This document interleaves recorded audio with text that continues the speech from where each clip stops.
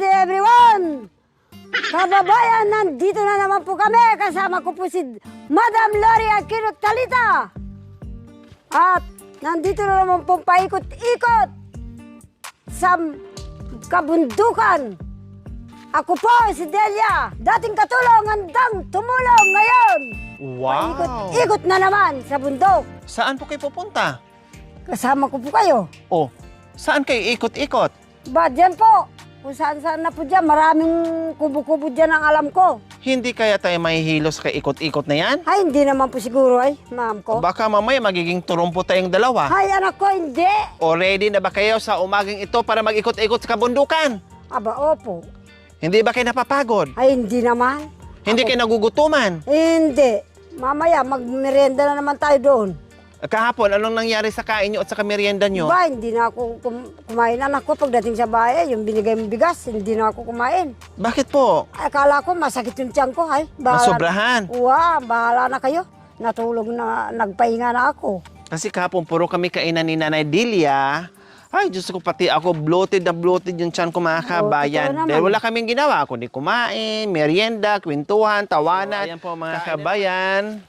No, ikot-ikot na naman kami. Punta doon, punta dito. No, nakaraan ibang way. Ito, iba na naman, mga kabayan. So, dito kasi natin nakikita yung mga masisipag natin, mga kabayan, na talagang mga katutubo dito ay halos lahat sila ay gumagawa, kumikilos, nagtatrabaho, nagtatanim, no, nangunguha ng root crops, kung ano-ano na lang. Totoo yan, anak ko. Grabe talaga. Sa hirap. Kailang mukhang uulanin tayo na naidi, oh. Kasi ayan, oh, matamlay ang kalangitan. Oo nga. Oh, ayan. Hindi naman siguro. Dati na naidi. Oo. Tingnan mo itong mga bata. O ano po yan? Mayaman na talaga yung Pilipinas. Oh, nakakita ka sa laki ng bundok, pero nakita mo pa yung 2 piso, ha? Oo. Nasa tabi lang ng Yung mga bata siguro. kalsada, Oo, kawawa daanan. naman. Ang lino ng mata nyo. Wow, Siguro pag nakakita din.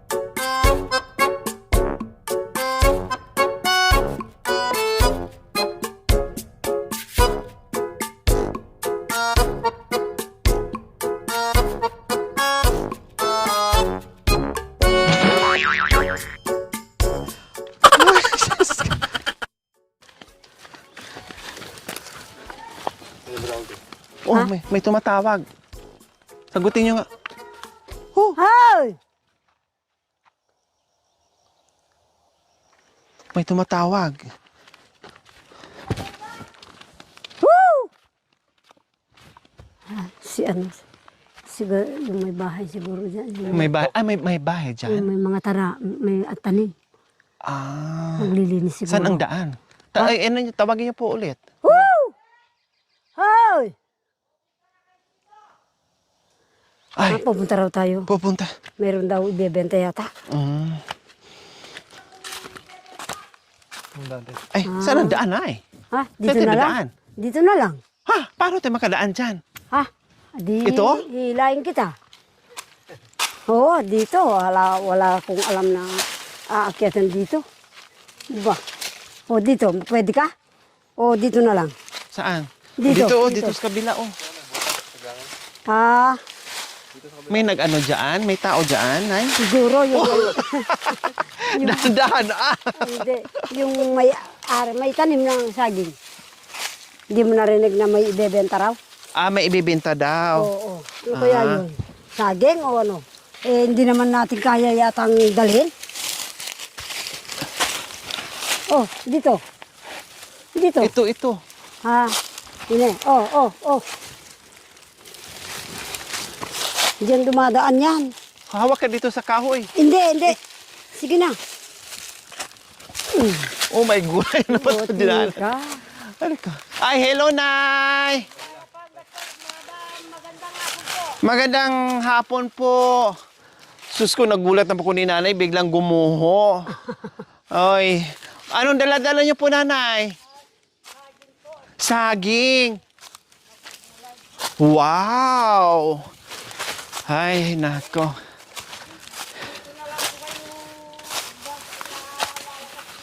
Okay lang po, Okay lang po, Nay. Dito. So yan po mga kabayan, no. May biglang tumawag sa atin, nagkasiyahan kami ni nanay. May ibibenta daw, kaya tingnan natin. Ubi siguro. Ano po? Anak ko, ubi. Ubi. Oo, meron pang hindi na okay sa Anong ubi meron yan. po ba dyan, Nay, na mga pananim nyo? Ay, may kamansi po kayo. Wow. Masarap po yung panggulay. Puti Gatan. ito, Mada. Anak ko. Puti. Opo. Ano pangalan nyo po? Leti Rivera po. Si Nanay Leti. Opo. So ito yung... Saging po. mga saging. Hindi ko masyado Oh, wow. nadala po. Ang sarap. Pati- Meron kayong ano, Kay Mito po. kay Mito Opo. at kalamansi. Opo. Or kamansi mga kabayan or Opo. pakak. Wow, ang sarap. Saan po kayo nanguha ng kamansi, Nanay? Tanim namin po. Saan po? Ito pong area ko, madam. Saan yung ano? Saan yung Yung puno. Puno. Yung pong mataas na parang kahoy po. Oo, pwede ba tayong pumunta? Makita Opo. namin? Opo. Wow, ang sarap naman ng paninda ni Nanay D. Opo. Ng paninda ni Nanay Lit. Anong tawag sa Tagalog? Pakak. Pakaman. Opo. Pakak. Pero pag kayo ang bumili, Uwa. pakok. Kaman. Madam, sanay pa ko. Kamansi. No. Marunong ka magluto ng gulay na pakak, Nanay D? Bao Na naman. nilalagyan ng dilis yan. Opo. Tapos, ginagataan, pwede. Opo. Pwede namang hindi din. Pwede rin po. Sariling tanim niyo po, Nanay? Opo. Silas mo ba ito? Hindi po. Kakawati lang po yun. Wala pa ang bunga yung mga kasoy po. May kasoy pa po kayo dito. Opo. Ayun, nakita ko na, Nanay D. Ayan po. Ayan po. Oh. Ayun pala yung pakak. Saan niyo po ibibenta, Nanay Let? Kung may dumarating na bayar po sa taas. Inaakyat ko pa sa itaas. Opo. Dito kayo nanguha, bakit ako nga? Bago pong puno yan. Bagong tanim. Ay, bagong tanim. Opo, Bakit yung- bunga. Ilang yung- piraso lang. Yung asawa kong namatay po, ayun. siya po nagtanim. Meron pala mga kabayan. Opo, mayroon po. Ayun ayan pa Ayan. Hanggang doon po yung trabaho ko dyan, madam. Saan po, Nanay? Hanggang doon po. Ano naman po yan sa Nanay Let? Saging, sako. saging po. Saging din. Hindi ko po madala. Sabi ko, iipunin ko na lang kung pamangkin ko, kung may bumababang mga pamangkin ko. Sila na lang magbuhat. Papasaan yan. Opo. So ngayon, Kaya nag-harvest ka panggap. muna. Tapos pati yung mga saging, tapos ipapahakot nyo na sa pamangkin nyo. Opo. Kasi Nasaan po, po yung mister nyo? Wala po. Ay, Namatay wala na. na kayong mister. Opo. Ilan pong anak nyo? Wala po. Namatay yung mister, wala ka ng mister, namatay si mister, wala ding anak.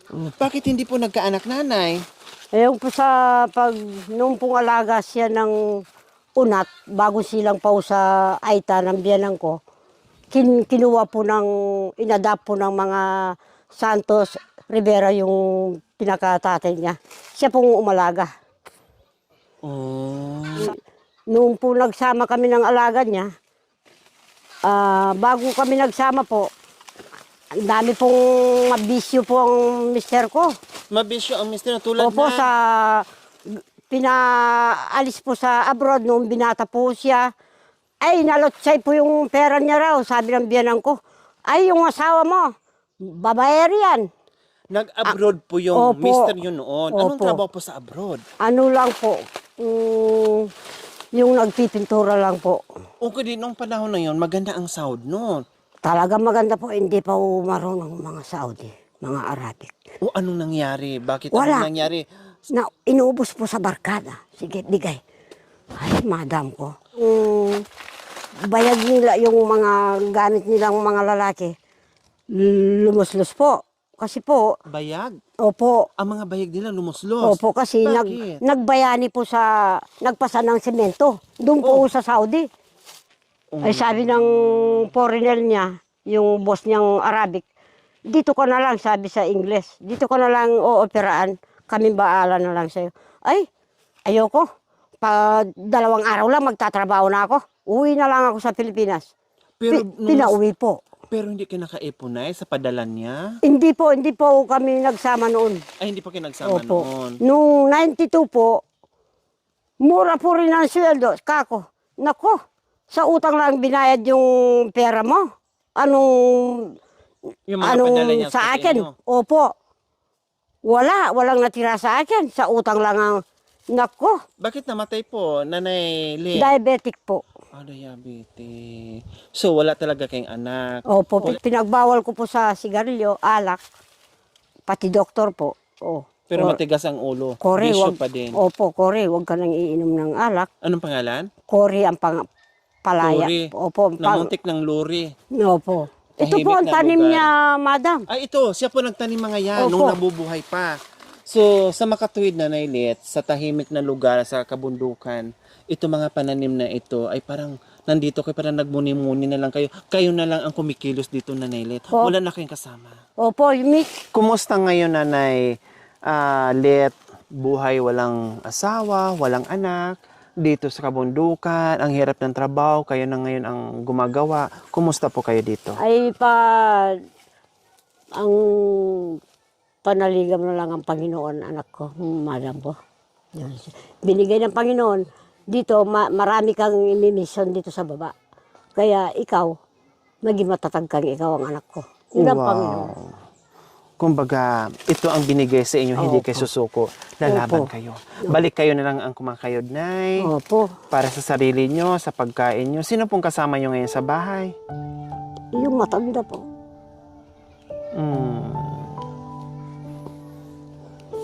Nanay nyo po? Kahit masaya po ako pag nandito po ako, parang kasama ko na po yung asawa ko. Kasi Kaya yung naalala malaga niyo sa po. kanya, dahil ikaw kasi matigas ang ulo mo. Gusto mo sa bundok, kaya mo na yung mga pananim niya. Dito ka na lang. Sabi ko, mayroon akong kasamang tita ko, kapatid ng tatay ko.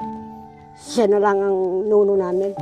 Parang pag nandito kay nanay, masaya kayo, tapos nagiging sariwa sa inyo yung mga alaala na nandito kayo nung panahon na buhay pa yung asawa nyo. O pag oras na po, kumain ka muna. Hindi, magkakape na lang ako. Kaya minsan po kung nagdala akong kape, inom ka na, Nyar. Nagpainit ako ng tubig. Ginaganyan nyo. Opo. Tinatawag nyo kunwari parang buhay siya. Opo. Ganun yung Opo, na-miss yung asawa nyo, Opo. Nanay Let. Minsan po, mayroon akong parang bang nasa... Nararamdaman. Opo, nararamdaman. Yun, may langaw na.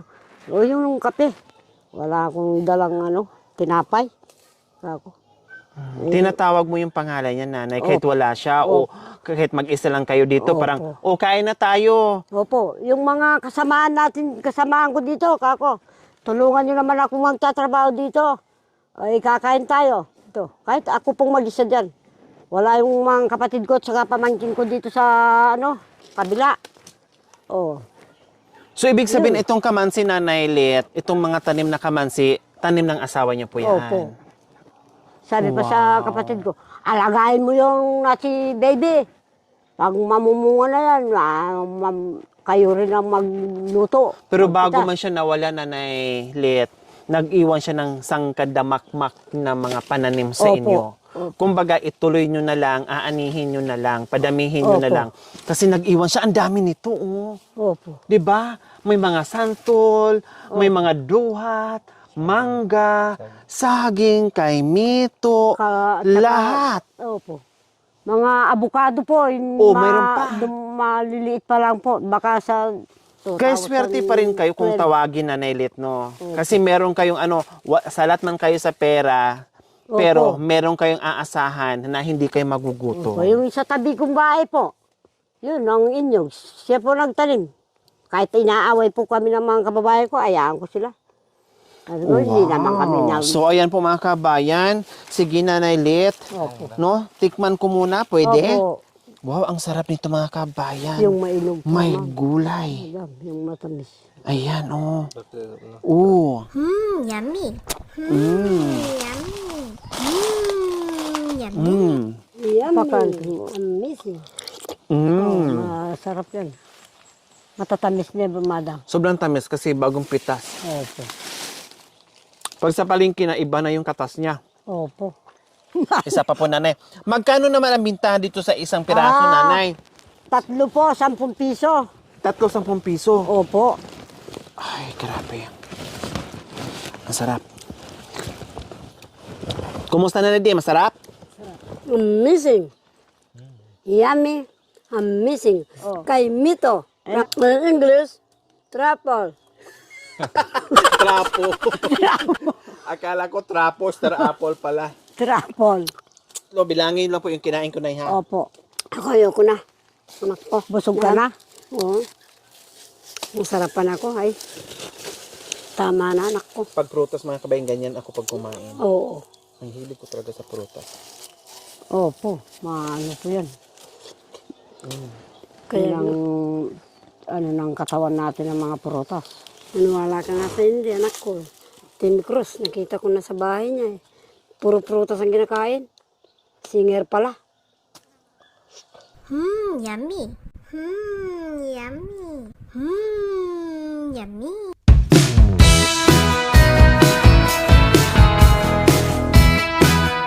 Gulay. 4 yung Magpunas nakain ko ka po plus- ng kamay Hindi, dito. meron. Okay na po, nagpa-autos ako. 4 po na kay Mito, tapos isa kay Nanay Delia, bali 5 ang nakain po namin. Opo. So, yung kamansi, magkano po yan? Ewan ko po sa inyo pa. Hindi po. Kayo po yung magpresyo kasi kayo po nakakaalam. Kuhaan mo. Bawat isa po, tagba 20 na lang po sa Ay, inyo, bawat madam. isa, 20. Opo. Yung kamito, magkano po? O yung gulay na lang at saka saging pong ibebenta ko, madam ko. Yung gulay at saka Opo. kamansi na lang. Opo, pero yung yung- kamito, Hindi na po. Pag matamis na lang ninyo po, madam. salamat naman, Nanay Kasi Lit. ngayon lang tayo nagkita-kita dito sa bundok po. Oo, wow, ang sweet ni Nanay Lit. Kahit Opo. gaano kirap yung buhay, pero marunong din manglibre. Opo. Marunong din magbigay. Madam, Kailangan po. saging nyo, hindi ko na mabibili yan, Nanay Lit, ha? Hindi mo na Kasi- hindi mo na mabibili po ito. Kasi ang layo namin, di ba? Ang layo namin, Opo. tapos walang magbibit-bit, Oo nga po. di ba? So, ang hirap po mga kabayan, no? Pero sabi ko nga kanina, talagang ganyan ang buhay dito sa Opo. kabudukan. Tama yung sinabi ni Nanay, mahirap ang gawin, pero kailangan magdasal lang, tiwala lang. Kasi katulad ni Nanay, walang inasang anak, walang inasahang asawa. Opo. Siyempre, kailangan niyang tumayo sa sarili niyang paa. Kahit ano na lang dito, gagawin niya kasi wala nga siyang katuwang. At Opo. buti na lang, bago man mawala yung kanyang mister, nag-iwan po sa inyo ng maraming Opo. magpipitas. No? Kumbaga. Kasi kung nahirapan po kayo ngayon, Nanay Lit, tapos wala pang iniwan ng mga pananim, Opo, ano yun na lang lang. kaya ang buhay, Nanay Lit? Wala, nakikipagkatulong ka na lang po sa mayaman na kapangpangan. Opo, paano pag hindi rin kaya dahil may edad Awa. na, hindi na kaya magkasambahay?